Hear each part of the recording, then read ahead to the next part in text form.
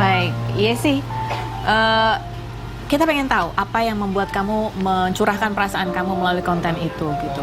Padahal kan dari informasi yang kita dapat, memang kalian sebetulnya sudah sepakat untuk tidak jadi meneruskan Iya. pernikahan ini karena ada ketidaksepakatan soal mahar. Apa yang kamu rasakan pada saat itu ketika kamu memposting itu? Gitu.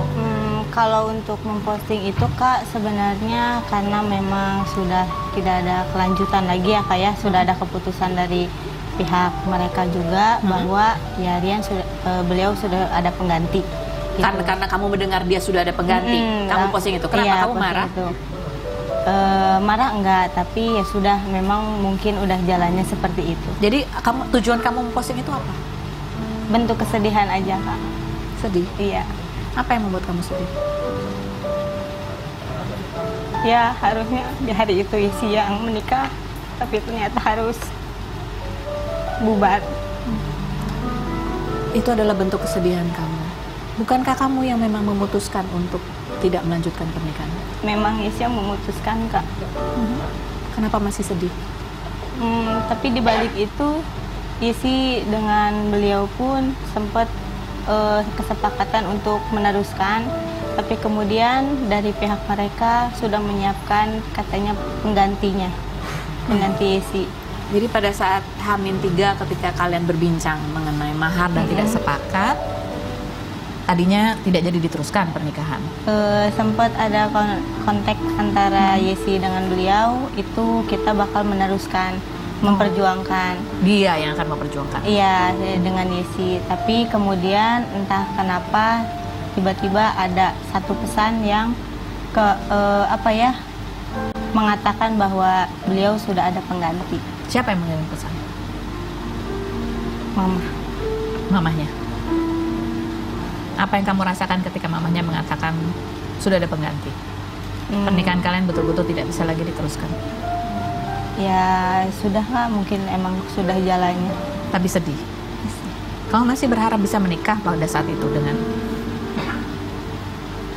tapi harus dengan sertifikat rumah? Tidak juga. Tidak juga. Tidak. Jadi apa pada saat itu yang membuat kamu H-3 di saat-saat yang mepet itu mengajukan usulan seperti itu, Yesi? Sempat ada bahasa dari beliau juga ke Yesi bahwa maharnya tersebut adalah sebuah rumah, dan di mana Yesi di salah satu pesan yang sempat viral itu yang dia posting itu, di situ Yesi konteksnya itu cuma sekedar menanyakan, jadi tidak rumah dijadikan mahar. Dan ternyata jawaban dia kan bingung katanya gitu kan, karena memang setahu Yesi yang namanya mahar itu pasti harus tertulis. Harus disebutkan. Dan iya, disebutkan juga di ijab kabul dengan mas kawin gitu. sebagai Iya, mas kawin. Iya Kak gitu. Tapi kemudian akhirnya ya kita kesalahpahaman dan terjadilah seperti ini yang disebut oleh orang-orang katanya Yesi meminta sertifikat. Jadi yang menurut kamu kesalahpahamannya adalah? Iya, di situ. Di situ bahwa kamu hanya bertanya kalau memang itu menjadi mas kawin, kamu kenapa itu tidak ada dalam daftar yang dibacakan oleh dia nanti pada saat ijab kabul itu. Dan menurut kamu dia sendiri yang menjanjikan bahwa rumah itu akan menjadi mas kawin. Menjadi mas kawin. Dia berbicara itu secara pribadi ke kamu? Secara pribadi. Secara pribadi. Atau sudah disebutkan itu ke orang tua kamu?